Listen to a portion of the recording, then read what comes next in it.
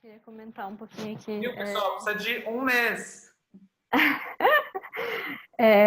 Sobre aquilo que o Amuri perguntou, né? É engraçado que a gente quer achar a resposta instantânea e resolver a nossa vida em um mês, sendo que a gente foi educado durante 20 anos para responder dessa mesma forma, né? Então, criar essa inteligência alternativa, diferente, né? Dá um outro rumo para a nossa forma de viver no mundo. A gente precisa também ter paciência para construir isso aos poucos, né? Então, até vou usar como um gancho aqui para conectar com as coisas que já foram ditas, uma citação que o Fábio colocou nos tópicos dele, mas ele não falou, então eu vou aproveitar, né? Que é a do Capitalist Realism, do Mark Fisher, que ele disse assim, que é mais fácil imaginar o fim do mundo do que imaginar o fim do capitalismo. E a gente está nessa, né? Que a gente acha que a gente tem que construir as coisas desse jeito, a escala de mineração está tudo bem desse jeito, o que a gente precisa fazer, na verdade, agora é aumentar mais mineradores, usando esse exemplo que está vivo para a gente agora, né? A nossa solução é ter mais mineradoras para que aquelas que tenham, elas não fiquem sobrecarregadas, né? Porque é óbvio, né, que a gente espalhar o problema é a melhor solução, né? Então, e tudo o que acontece, mesmo quando tudo está funcionando bem, os danos são considerados externalidades, não entram na conta, e essas externalidades são apenas a qualidade do ar, da água, da terra em que a gente vive. Então, a gente precisa começar a olhar que não é apenas incluir todos os pontos de vista humanos. A gente tem que continuar incluindo os pontos de vista não humanos e até os não sencientes. A gente tem que considerar a terra, a gente tem que considerar a água. Então, uma vez, aqui numa das reuniões que eu participo aqui no Chile, às vezes quando tem sobre o que eles chamam os movimentos para os direitos da mãe terra, os direitos de la madre tierra, e não me lembro agora como é que é, eu estou misturando as línguas. Mas assim, os direitos da terra. Então, eles assim, que direito a gente tem de cortar o fluxo do rio até encontrar o mar?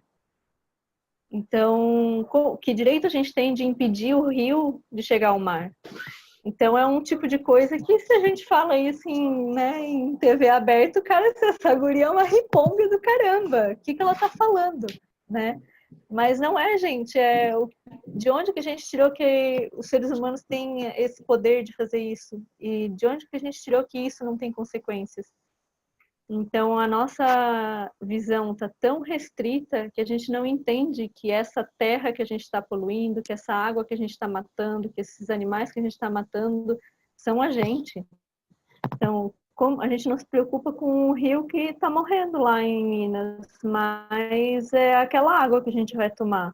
E a gente é essa água, a gente é essa terra. Então, como que a gente não se preocupa com isso? A gente deveria estar gritando lá fora. A gente não deveria aceitar esse tipo de coisa, que é o que o Lama Santen fala, né? Então, agora no grupo, durante os 108 horas, que foi sobre ações em rede, foi todo focado nisso, assim, né? O evento desse ano. Então ele falou assim, ele tem muita conexão, já tem uma aproximação com o prefeito da lá de Viamão, né? E ele falou assim, olha, eu acho que a gente deveria dizer que a gente quer Viamão livre de agrotóxico, não menos que isso. E a gente deveria dizer que a gente não quer transporte com combustíveis fósseis. É isso que a gente deveria determinar.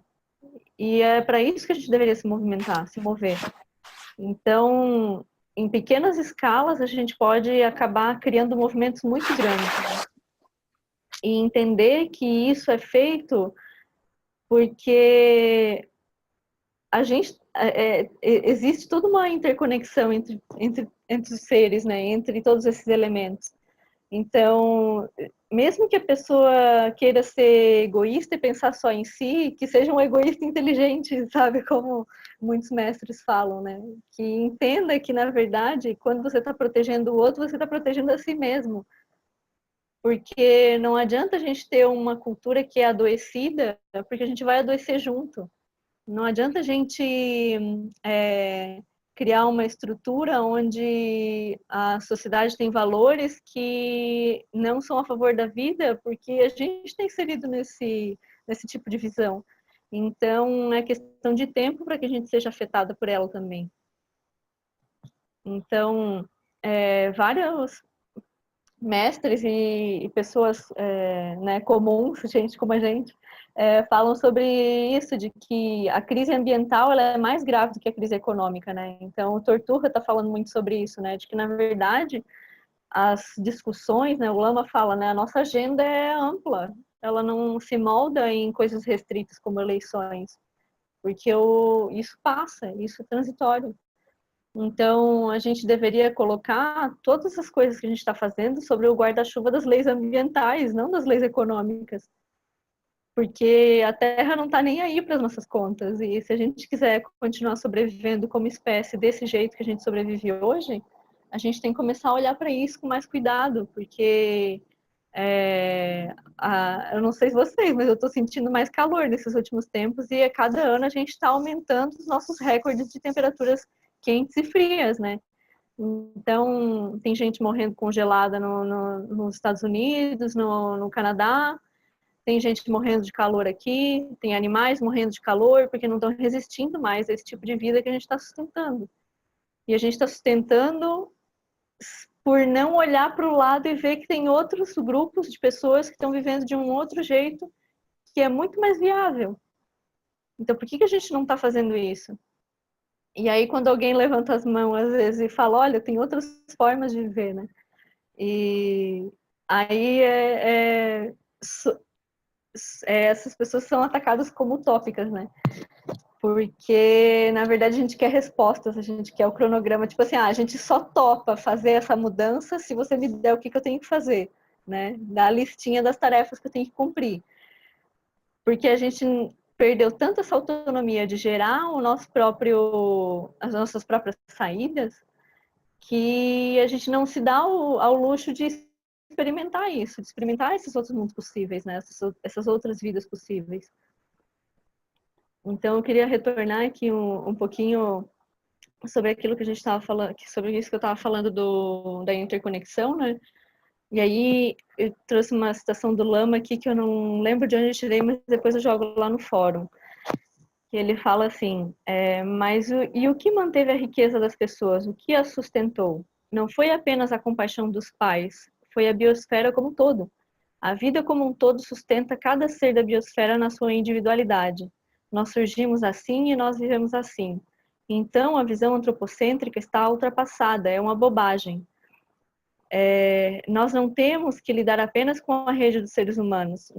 Nós somos uma grande rede que inclui os rios, as montanhas, o mar, a composição da atmosfera. Nós precisamos cuidar disso.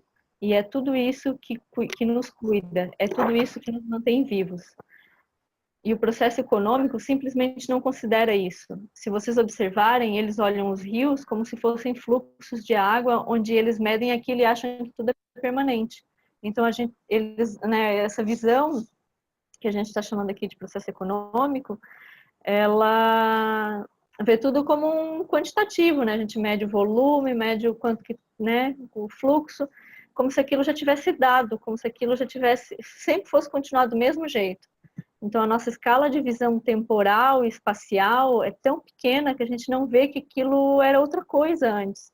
E que a gente tem que fazer um movimento porque nós somos muitos e porque o nosso impacto tem uma escala muito grande, que nós precisamos fazer ter um cuidado na terra, né? Pisar com cuidado na terra, como os indígenas falam, né? Porque esse movimento que a gente está fazendo, ele tem um impacto muito grande desse jeito como a gente está vivendo hoje, né? A sociedade industrializada, né? Que não representa muitos outros povos. Então a gente tem que fazer essa separação, olhar, né? Discriminar com inteligência, ver quem é que está sobrevivendo na Terra de um jeito que é possível de a gente continuar sobrevivendo e garantir o futuro das pessoas daqui a 7 gerações. E qual é o tipo de sobrevivência que não garante isso? Então, isso a gente pode olhar e ver. É claro, assim, ó, quais são mais sustentáveis, sem cair no greenwashing, né? Sem cair no uso da palavra, mas no sentido de que a vida pode se manter, né? Continuar sendo mantida dentro dessa escala de evolução, como sempre veio acontecendo. Ou não, ou o que a gente está fazendo agora para gerar uma extinção em massa, né? Como está acontecendo essa extinção em massa. Então, a gente está vendo hoje em dia que tem muitas disputas, muitas brigas que estão acontecendo, principalmente porque esse sistema está ruindo, né? Então, o Lama Santen fala, né, que a gente não precisa... Na verdade, a gente agora está sofrendo porque a gente tem que manter um pouquinho o sistema ainda, né? Porque o outro ainda não está ainda conseguindo acolher as pessoas não estão conseguindo, né, se transferir para essa outra forma de viver a vida. Então a gente tem que, né, assim, não, manter o samsara aí para a gente conseguir fazer essa transição para as pessoas não aloprar, né? Mas o sofrimento surge muito da gente querer manter isso do jeito que está, né? Então, o sofrimento é maior da gente querer manter as mineradoras funcionando desse jeito do que a gente dizer solta isso, porque na verdade isso não é necessário. Porque se a gente conseguir estabelecer um equilíbrio interno, a gente vai ver que não é necessário todo esse rio de coisas, como o Gustavo estava falando, né? É só você parar num supermercado e olhar aquelas gôndolas de coisas com pirulitos, com helicóptero, com um negócio de... Ai, gente, eu enlouqueço com aquelas coisas. Então você fica olhando aquilo e imagina quantas pessoas estão na China trabalhando para produzir aquilo. Como que a gente não consegue enxergar essas coisas, sabe? A gente precisa olhar para isso vendo petróleo na caneta. Como o Lama Santen fala, né? Assim, como que a gente não enxerga assim que, né, o Corro falou, o Henrique trouxe, né, na semana passada, do Thich Nhat Hanh, que ele fala, né, de se a gente conseguisse ver a nuvem no papel, a gente ia se relacionar com as coisas de outra forma, né? Também foi o convite do Corro, né? Então, acho que a gente pode olhar para tudo isso vendo que outras formas de vida e outros mundos são possíveis, né? E que esse é muito o convite do Lama Santen, né? Da gente utilizar essa nossa liberdade para organizar, para a gente gerar uma auto-organização de um outro mundo possível. E isso surge muito por um reencantamento da vida, né? Então a gente se reencanta com isso, a gente descobre que o mundo não precisa ser desse jeito e a gente diz, beleza, agora como que a gente vai fazer? E aí a gente começa a brincar com isso, né? E ter essa ludicidade de criar esses outros mundos. Então, isso não precisa ser uma coisa penosa, né?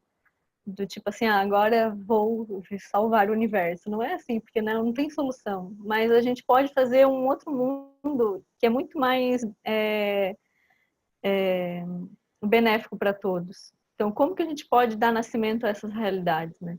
Isso são os tipos de perguntas que a gente pode fazer e começar a cutucar a realidade. E eu acho que uma das práticas assim que a gente tem ali já no lugar e que eu, né, acho que tem desde o início lá de 2013, que até a gente podia ver como dar uma reavivada nela, sobre ser exemplo, né? De cada um de nós é um exemplo. E muitos de nós, em grande parte do nosso cotidiano, a gente acaba sendo um mau exemplo por continuar reproduzindo um determinado tipo de visão, que é o que a gente aprendeu, né? A ciência, a gente agora começa a se dar conta de que isso está acontecendo e poder dar um nascimento a uma outra forma de viver, né? Então, a gente pode começar a olhar quem são esses exemplos que a gente tem hoje em dia que estão construindo outros mundos, né? Então, o Lama Santen, os outros mestres, mas trazendo mais para próximo da gente, por exemplo, que eu estou gostando muito de acompanhar esses últimos tempos, é daquela menina, aquela adolescente de 16 anos, a Greta Thunberg, que, ela ano passado ela, em agosto, decidiu simplesmente deixar de ir nas aulas na sexta-feira para ficar parada na frente do prédio do parlamento com cartazes dizendo que ela quer que os políticos façam algo contra o aumento do uso de combustível, contra o uso de combustíveis fósseis, contra o aquecimento global, contra tudo isso que está acontecendo, né? Então, e ela gerou uma comoção tão grande que acabou gerando um movimento na Austrália, onde crianças saíram das escolas também para fazer um ativismo nas ruas da cidade, não sei quantos mil estudantes. Aí agora eu sei que teve também em Bruxelas, na Alemanha, na França. Então, assim, ó, tá se espalhando. E foi só uma menina que pegou um cartaz e sentou na frente do parlamento.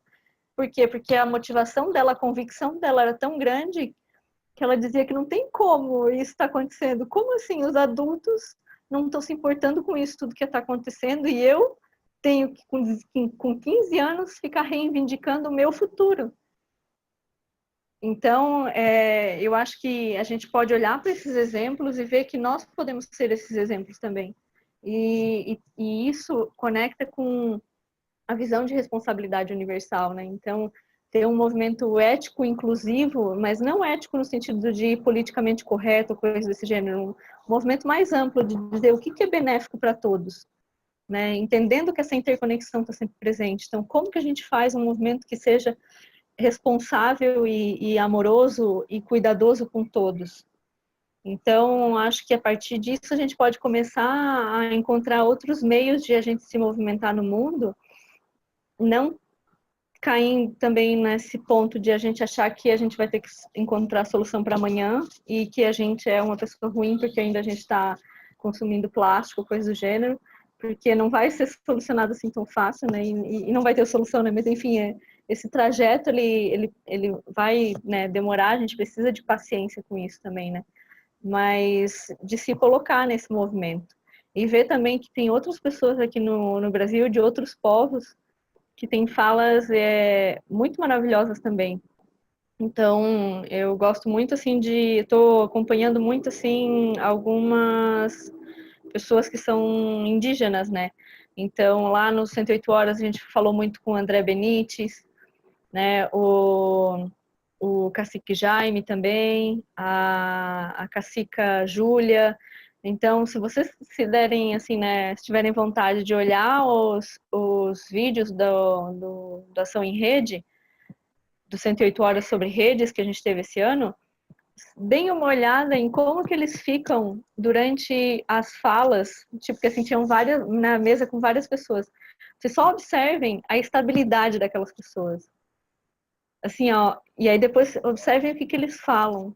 Assim, eles são uma pedra, assim, ó, é uma montanha, assim, né? Assim, estável, 3 horas, mal mexe o olho, tranquilas.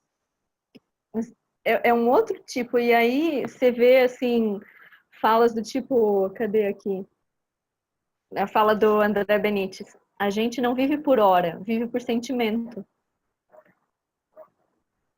No sentido de, assim, a gente não tem agenda, a gente não tem agenda. Que negócio é esse de dia, de hora, de semana? Não tem isso nessa concepção deles. A gente senta, conversa aquilo que tem que conversar e quando acaba a gente levanta e vai embora.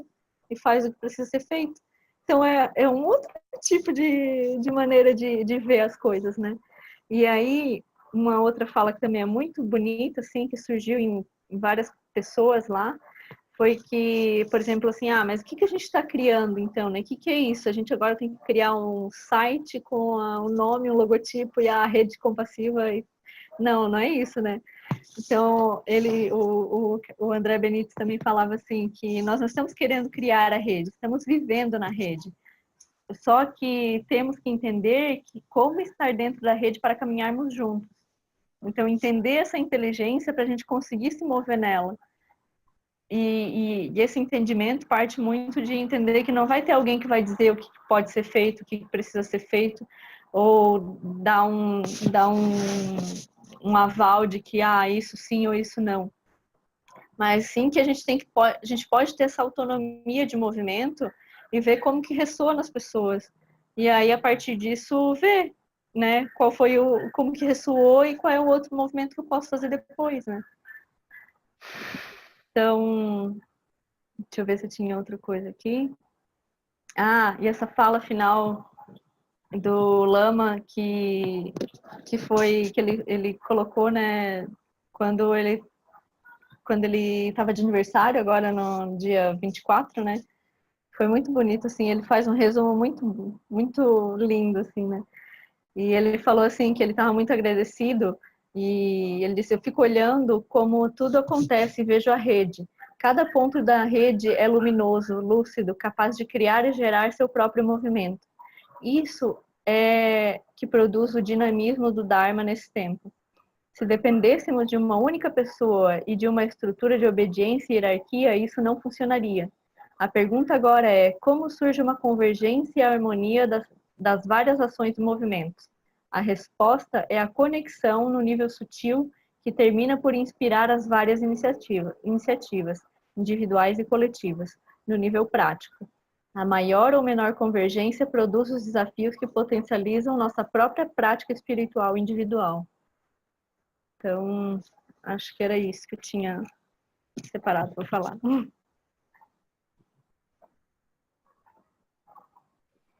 Tá aberto, viu, pessoal? Obrigado, viu, Polly? Maravilhoso isso.